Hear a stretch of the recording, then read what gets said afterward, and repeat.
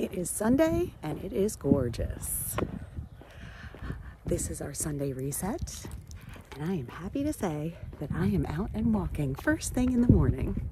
Come join me. Hey team, Natalie here from the Next Fitness Thing. I am a teammate and team leader, and I had this past week to try to give myself a renewed sense of what I really wanted for my health and fitness goals. And that's what started this whole Sunday reset. So I've had a week. I have had my opportunity to reset and reflect on what my week has been like. One of the things that I really noticed right away was having that morning walk or run has been huge. I love that I decided to do the mile because it actually made me work faster. Because I knew that if I didn't get the mile in, I would have to walk longer to get there. So, what I did was I started jogging a little bit more or taking walk jog kind of mixes, which is what I tend to do anyway. And it really helped. It really helped me just get energized for the day. I feel more motivated and I actually feel the desire to want to be healthier with my food habits. So for this week, that's my real focus. Last week, the mile in the morning was my intention. My intention for this week is to really focus on healthy eating.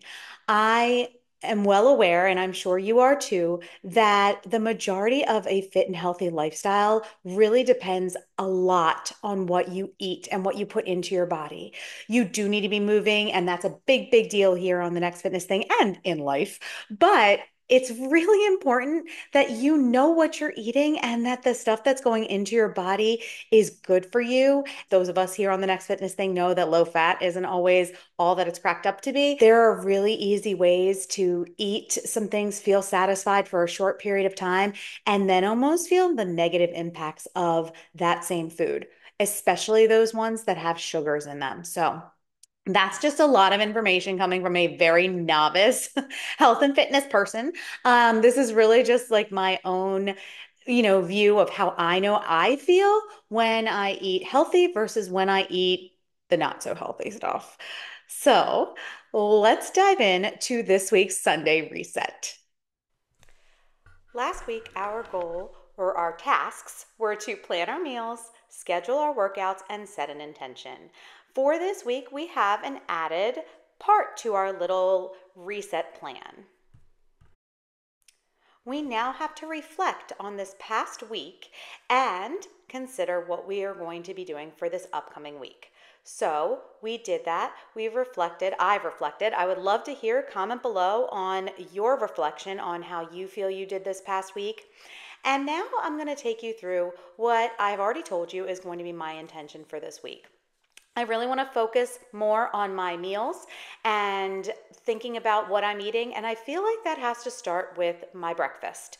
I think that starting your day with the right meal is a great way to start your day, the same way that starting your day with a good walk or moving around for a bit is a great way to start your day. So I have prepared this very beginner's version because I don't like to cook.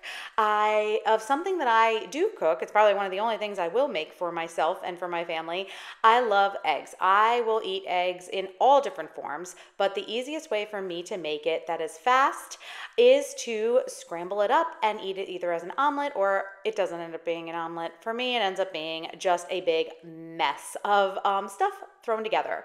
This is kind of like my kitchen sink version of an egg breakfast.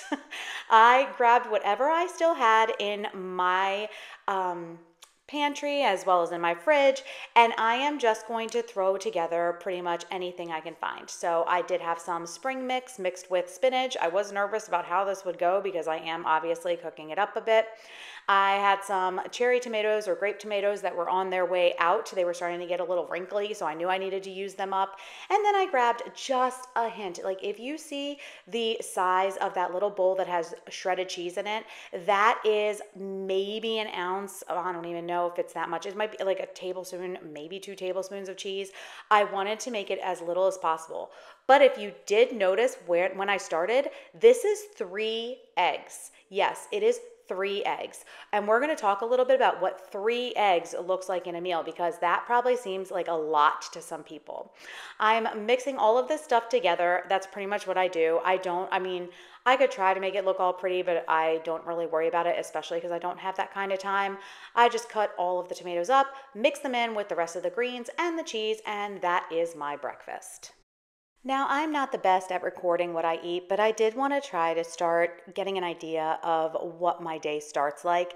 So, this is what my breakfast would be if I had this type of breakfast every morning. My goal on MyFitnessPal, which is what I'm using to track some of this stuff right now, it is a free app that you can get. I can leave it linked below if it's something that would be of interest to you. But I wanted to kind of share with you what it looks like. I have a 1630 calorie goal, and this breakfast only uses up 260 calories of that. So those eggs, each of them are 72 calories a piece, and then the cheese is probably the other one that has the most calories. I believe it was what, like 24? I can't remember. While I was doing some of my own research this past week, and by research I mean I was Googling or finding something on YouTube, I learned a lot, and maybe not even learned, but more like relearned. Like I retrained my brain to remember these things that I knew from a while back, was really to think about what I'm eating for breakfast. It is the best way to start your day and make sure you're not starting your day in a way that ends up making you overeat later. Having that breakfast was much more satiating, fulfilling, and I didn't think about food all morning long. Like I actually made it to my lunchtime, which my lunchtime is rather early because my breakfast is rather early. I was able to make it to that time without feeling the need to have like a mid-morning snack. I always joke around that I end up eating two breakfasts because I'm always so hungry. So I'm trying to stop thinking in that mindset and kind of retrain my brain to get used to just that one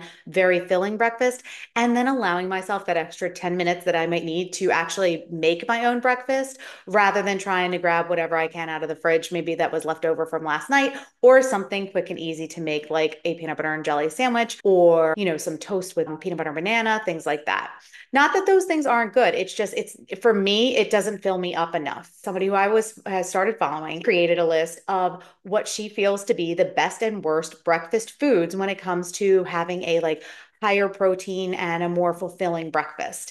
And I am not going to recreate that because she does it beautifully. I highly recommend you go over there and check out this video. It'll be linked above or below and see what she's created because it was very eye-opening and it helped me remember why I started eating like a higher protein, lower carb kind of diet years ago. And I don't know what made me kind of fall out of that pattern, but I'm not sitting here recommending a specific thing. I'm just noticing what I works better for me and my body.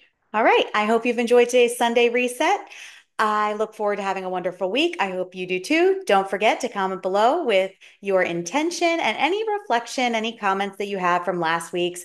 This has been your Sunday reset. Let's have a wonderful week, team. I'll see you soon.